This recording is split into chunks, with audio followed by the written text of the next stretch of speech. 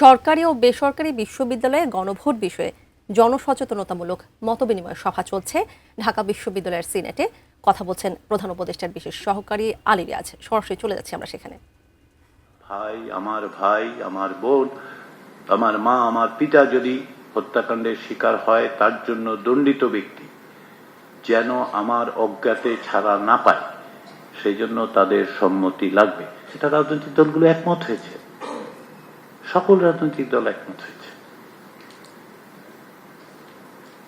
জুলাই জাতীয় সনদ হচ্ছে এইরকম বিষয়গুলো।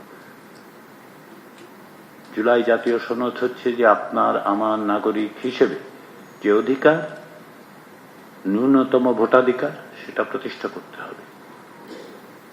বাংলাদেশের সংবিধান বলে যে দেশে জরুরি অবস্থা ঘোষণা করা যাবে। হ্যাঁ, পৃথিবীর অনেক দেশে আছে সেটা। কিভাবে করা যাবে? 1972 সালের সংবিধান তৈরির সময় সেটা দেশে জরুরি অবস্থা ঘোষণা করার কোনো বিধানই ছিল না।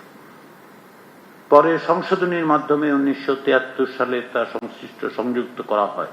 তখন বলা হয়েছিল রাষ্ট্রপতির কাছে যদি প্রতীয়মান হয় তাহলে তিনি জরুরি অবস্থা ঘোষণা করতে পারবেন। জরুরি অবস্থা ঘোষণা করলে কি হয়?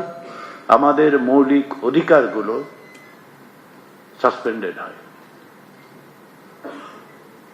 আদালতে যাওয়ার কোনো পথ থাকে না, আদালতের ক্ষমতা সীমিত করে দেওয়া হয় এতটুকু যে রিট পর্যন্ত আপনি করতে পারবেন। পরবর্তী সময় এটা পরিবর্তন করে কি করা হলো? ওই যে রাষ্ট্রপতির পাশাপাশি প্রধানমন্ত্রীর প্রতি স্বাক্ষর লাগবে। তাহলে কি দাঁড়ালো?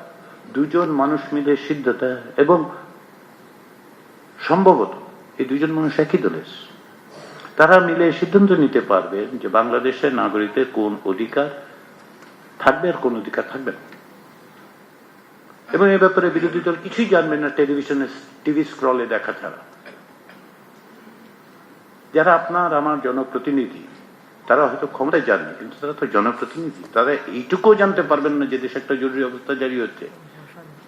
শুধু তাই নয়, বাংলাদেশের বিদ্যমান সংবিধান জরুরি অবস্থায় রাষ্ট্রকে এই ক্ষমতা দেয় যে রাইট টু লাইফ, এইটা ভায়োলেট করার রাইট, সেইটার ব্যবস্থা করে দেয়া হয়েছে।